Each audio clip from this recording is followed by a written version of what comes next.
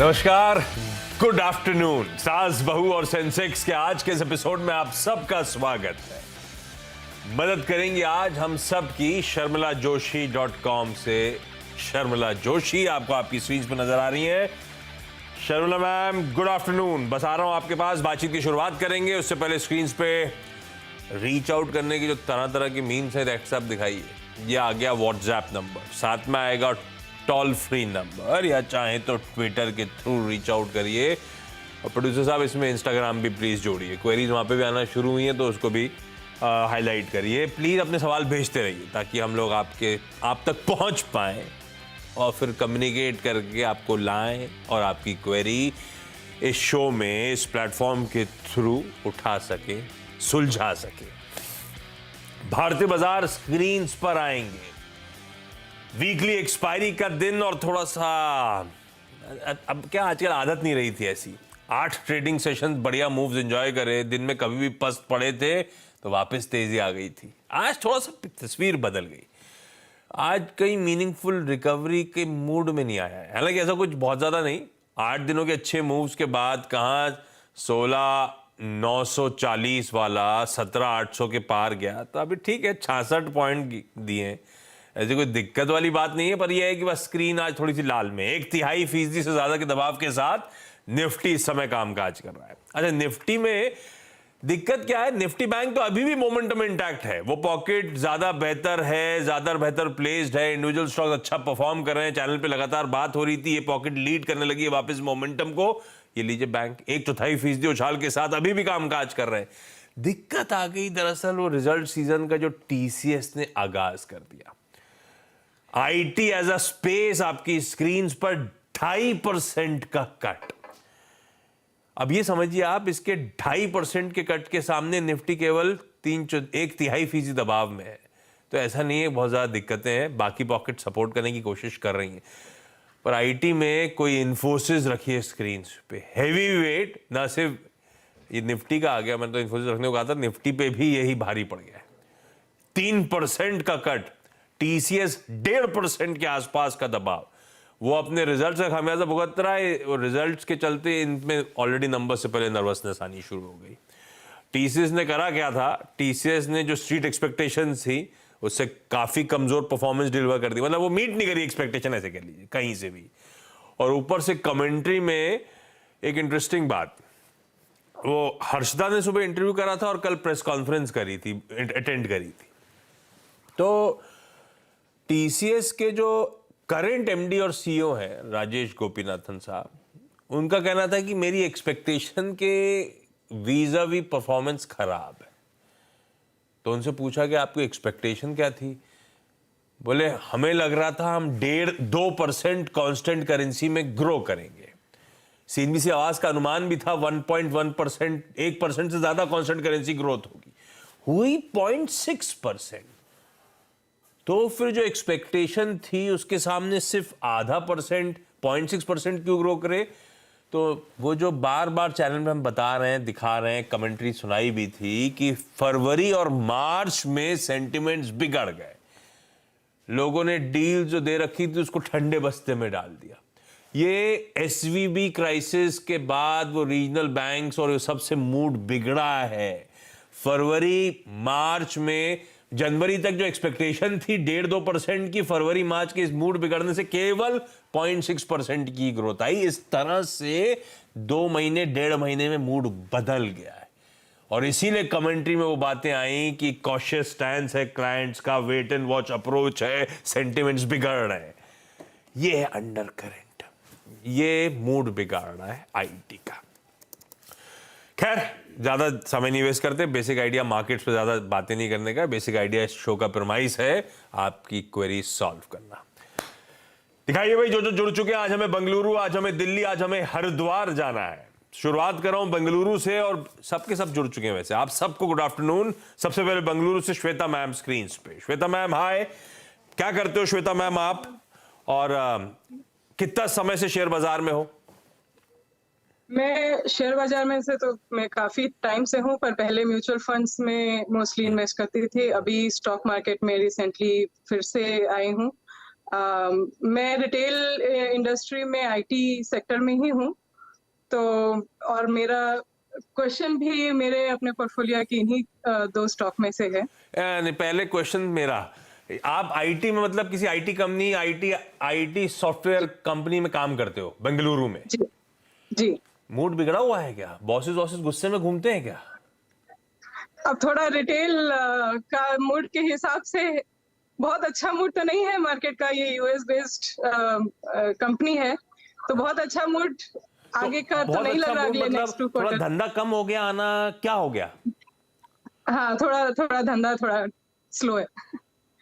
तो अब वो एग्रेसिव रिक्रूटमेंट्स वगैरह नहीं हो रहे, ले ऑफ तो ऐसा कुछ नहीं हुआ ना अभी? बस धंधा नहीं। कम है, आ रहा है काम। हाँ, काम आ रहा है लेकिन रिक्रूटमेंट थोड़ा ठंडे बस्ते में। और सेंस क्या मिल नया रहा है? रिक्रूटमेंट सेंस क्या मिल रहा है? अभी जो धीमा पड़ा है ये और इलोंगेटेड साइकिल है, ऐसी और लंबा चलने वाला है या ऐसा नहीं है? सेंस तो लग रहा है कि ये इम्प्रूव होगा 1-2 क्वार्टर के अंदर। यही होप है, यही होप इक्विटी ने सबको जिंदा भी रखती है। बिल्कुल ठीक है। अच्छा श्वेता मैम, आपकी पहली क्वेरी। जी, मेरी क्वेरी 2 हैं, 2 स्टॉक्स के ऊपर। पहला है टाटा मोटर्स, जो मैंने 425 के प्राइस के ऊपर मेरा 500 शेयर्स हैं, और दूसरा है केपीआईटी मैं एक काम करो, के पहले ऊपर, टाटा मोटर्स पे चलता हूं। टाटा मोटर्स लॉन्ग टर्म के लिए लिया था या ट्रेडिंग वेडिंग का मन था? नहीं, टाटा दोनों ही स्टॉक मेरे लॉन्ग टर्म के उस पे हैं। मैं तो केपीआईटी में बाद में आ रहा हूं, मैं मेरा टाटा query है- मोटर्स पहले सॉल्व कर लेता हूं ताकि फिर घूम के आऊंगा तो आपके पास फिर लौट के आऊंगा। कहीं जल्दी तो नहीं ना? आप ऑफिस में तो नहीं हो ना? नहीं, कोई जल्दी नहीं। वर्क फ्रॉम होम चल रहा है क्या Shweta ma'am? Work from home चल रहा है क्या? हाँ जी, वर्क फ्रॉम होम चल रहा है मेरा, वैसे तो आज मैं छुट्टी पर हूँ। नहीं, अदरवाइज वर्क फ्रॉम होम चल रहा होता और बॉस देख लेता कि श्वेता घर पे काम नहीं कर रही है, टीवी पे बैठी है, तो चल जाता क्या? नहीं, मेरा काम पूरा सुबह से शाम तक चलता है, तो चल जाता है। इताली में हमें चलता काम है। निपटाना होता है, ठीक है टाइम से मतलब नहीं। भाई। टाटा मोटर्स लॉन्ग टर्म के लिए बढ़िया मूव्स आए हैं। आपने 408 पे खरीदा, 60 रुपए पर शेयर का मुनाफा हो रहा है। और शर्मिला मैम, मूड बदला टाटा मोटर्स का ऑफ लेट जब वो जेएलआर के होलसेल के नंबर्स आए, और ज्यादातर लोग मान रहे हैं कि एक्सपेक्टेशन से ज्यादा जल्दी शायद वो जेएलआर का बिजनेस या इनका विदेशी बिजनेस पटरी पे आ रहा है। क्या करूं टाटा मोटर्स पे? अच्छे मूव्स है, एंजॉय करूं? मेरा तो वैसे लॉन्ग टर्म के लिए मन है। रखने वाला स्टॉक है पोर्टफोलियो में या नहीं?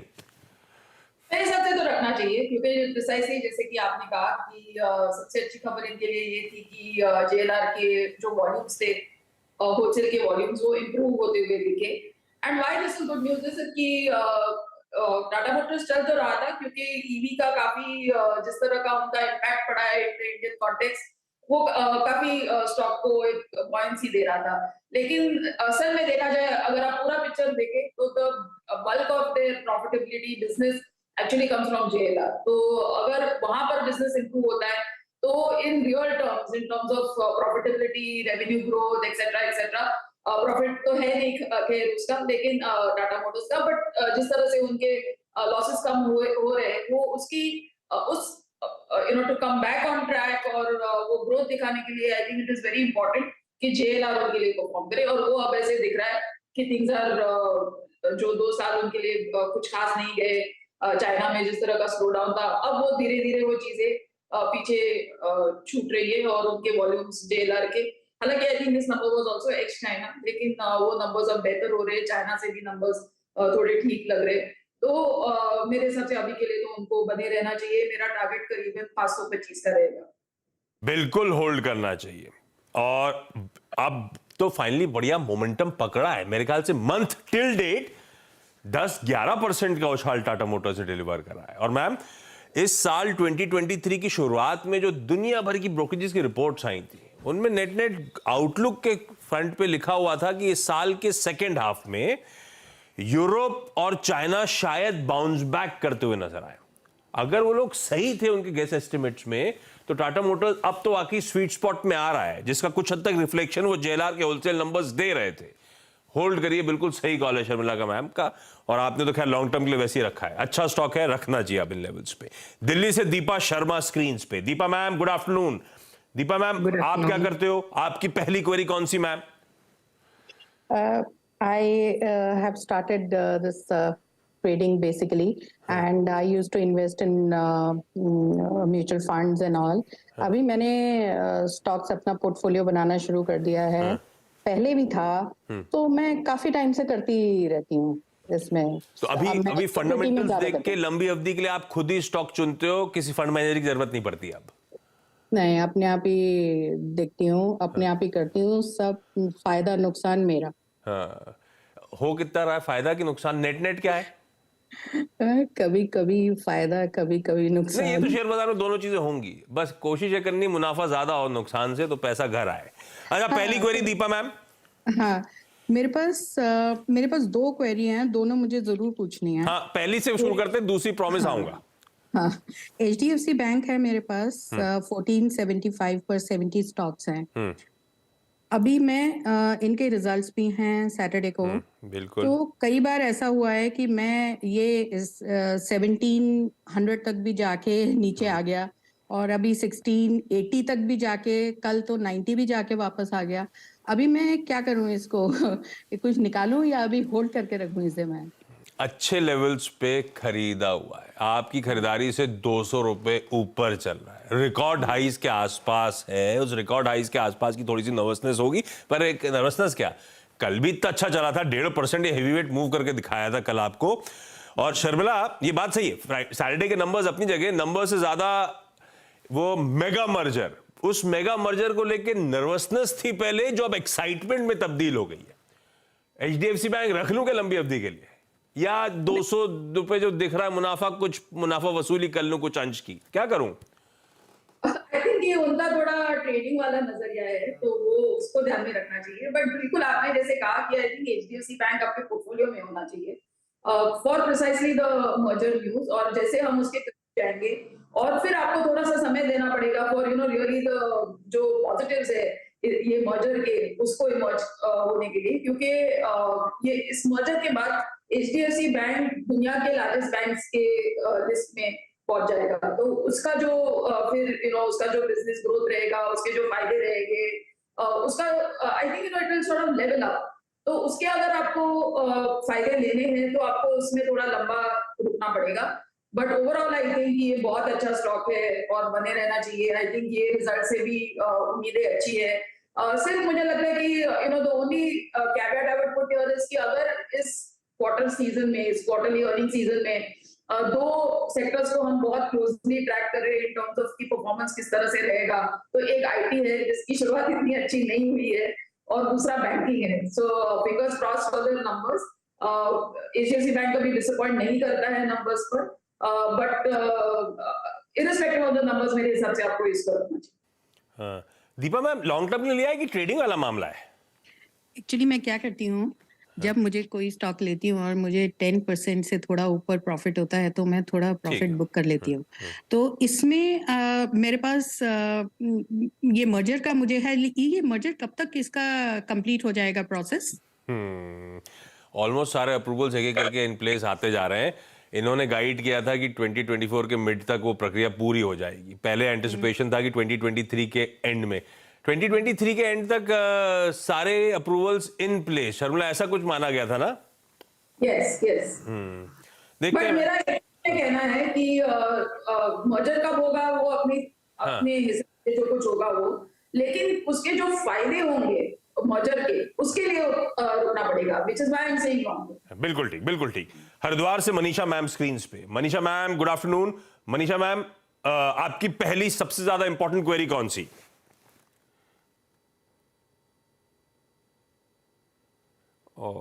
मनीषा मैम अब तक ठीक नहीं, अभी फ्रीज हो गया है उनका फ्रेम. डॉक्टर साहब रीपैच करिए, थोड़ा डिले हो गया, इस बीच में उनका फ्रेम फ्रीज्ड है.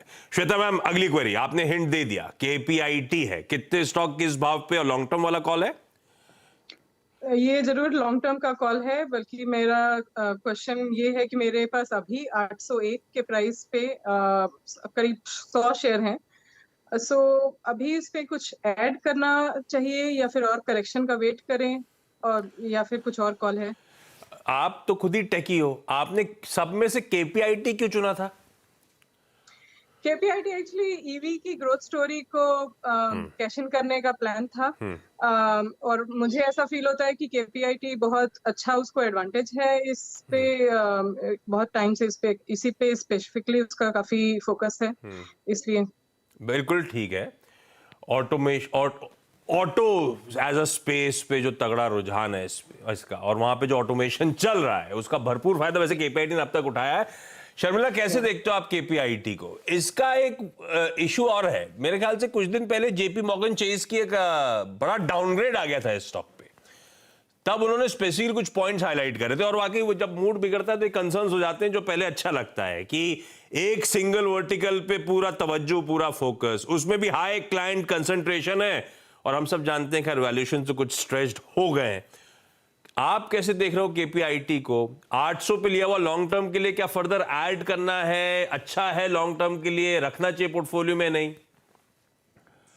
So, I think first of all, आशीष, आपने एक अच्छा चैनल चेक ले लिया है ये पूरे सेक्टर का आपके गेस से। So that good on that।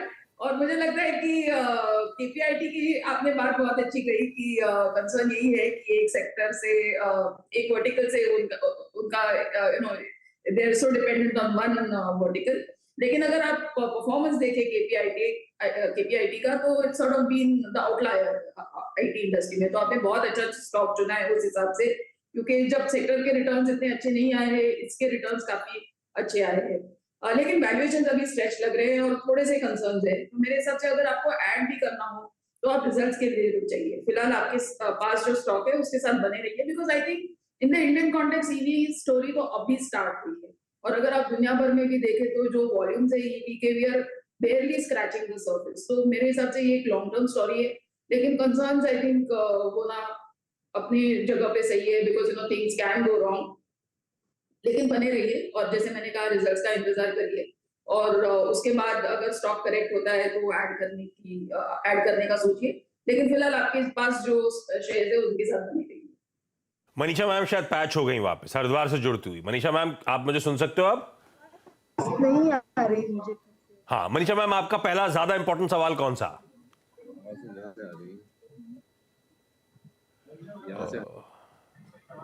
नहीं डायरेक्टर साहब। हाँ जी हाँ जी। हाँ, आपको आवाज आ रही है मैम? सवाल पूछो आप तो। हाँ, आरके फोर्ज। ओके, लिया हुआ है ऑलरेडी या लेने का मन है? हाँ जी, आरके फोर्ज लिया है मैंने। अरे बढ़िया है, 200 पे लिया है, 300 के ऊपर चल रहा है, 100 रुपए का मुनाफा है। मैं क्या पूछूं शर्मिला से, मुनाफा बांध लूं या बने रहूं, ऐसा पूछूं?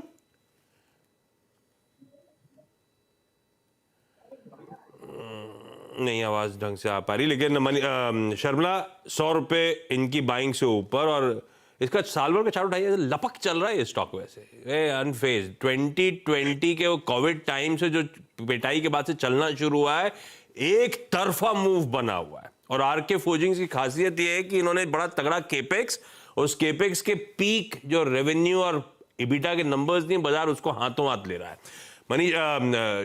शर्मिला क्या करूं, 100 रुपए ऊपर है, बनने रहूं, मुनाफा बांधूं? आप होते तो क्या करते? 200 की खरीद है मेरी। बिल्कुल बने रहना चाहिए, क्योंकि जैसे कि आपने कहा कि एक तो उनका केपेक्स हुआ है, अगर आप उनका इंटरनेशनल डोमेस्टिक बिजनेस देखें, दोनों में अच्छे प्रोस्पेक्ट्स दिख रहे हैं।